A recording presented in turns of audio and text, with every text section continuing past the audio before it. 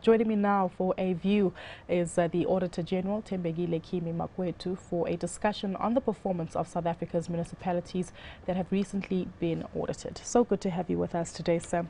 Looking at the news headlines, obviously mentioning that all but 2 of South Africa's 8 metropolitan municipalities failed to achieve clean audits. Maybe if you give us your view, how this compares to previous audit reports. Are we seeing an improvement? If we look back to the year we started on the campaign, which was launched by government in 2009, where we were releasing our reports for 2008, the scorecard was about 7 municipalities that were clean, meaning that they were predominantly unqualified with no significant control weaknesses. If you compare that to where we are now in that category, there's about 58 out of a total of 325. By the same token, there were about 113 in total that were in the worst situation, as in being disclaimed, where auditors were not able to express an opinion those 6 years ago. Now that number is halved to about 53. Now I think what we're saying in our report, therefore, is that if you look at both those 2 extremes, there is certainly some positive movement for good financial management disciplines in local government, as evidenced by quite a number of the municipalities who are clean. We see them spreading beyond just 1 province. They are now in 6 provinces, predominantly the 3 provinces that have done well in the transparency systems of managing finances in local government are largely the Western Cape, KZN and Gauteng. And the bottom of the pack in terms of analysis will be your Free State, Northwest and Limpopo. But I think there has been positive progressive movement, not as fast as we would have expected, nor as fast as we would have wanted it to be.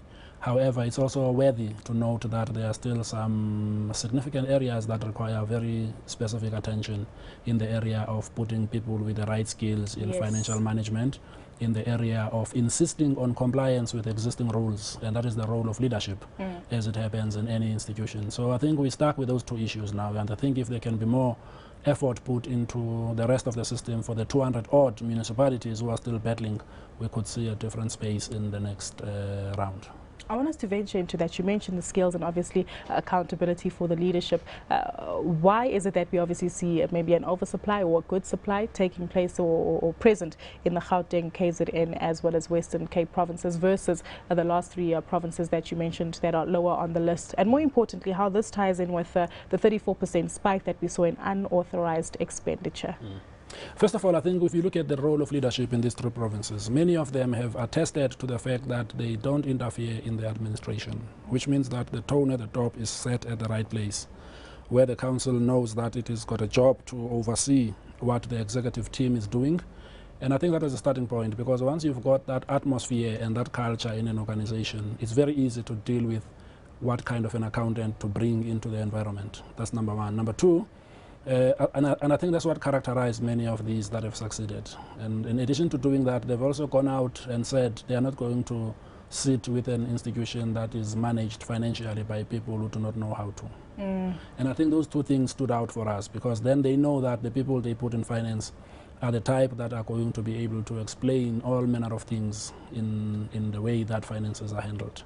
Coming to the area of the spike in unauthorized expenditure, it certainly emerged as a major risk in this time around, because if you look at the financial position of these municipalities, let alone the absence of controls, but the sustainability of finances in the sense that they are owed a lot of money, these municipalities, by many consumers. They are struggling to spend some of their capital infrastructure projects, and they are starting to have losses or deficits, if you like. Quite a number of them are starting to have deficits in their book. So you can see that the clouds are gathering in respect of the prospects for future financial sustainability. And that is compounded by lack of adequate regular control and monitoring. Which is something that I wanted to touch on, these clouds that you mentioned are gathering on these municipalities. What are the consequences for these municipalities that receive qualified reports? Consequences in the sense that we expect the councils to, when they go through the reports of these municipalities, which is part of what is normally done every year, for them to find a way to scrutinize them. If they don't know how to themselves, I think they've got enough support out there to have people who know how to, so that they can start reversing the trend. Because what you find in certain municipalities, and I've made reference to one of them in the Free State, where this municipality has got a big balance of 192 million sitting on its debtors book, but almost 90% of it is provided against, meaning that they've done their assessment and they've determined that because of the age of this debt, as well as the fact that it gets queried all the time and they are not able to provide answers to the people who are querying it, as well as not able to provide evidence to us to be able to attest to the balances. So they are in a quandary, as it were, because nobody is going to pay an amount they do not believe to be accurate, nor are they going to receive the cash from any of the debtors that owe them. So I think there's a big issue in that regard, because if you were able to sit on top of your revenue generation as well as the recovery of your debt through the system of internal administrative control and financial management, you can make a dent in that area so that the municipality doesn't struggle with providing services because it doesn't have cash. So I think the resources, the consequences, among others, is that they will largely run out of the resources that they need to provide services, and it will become a major nightmare. Mr. Makwetu, thank you so much for your time today and giving us more perspective on this audit report. Thank you so much for your time. That was the Auditor General, Kimi Makwetu.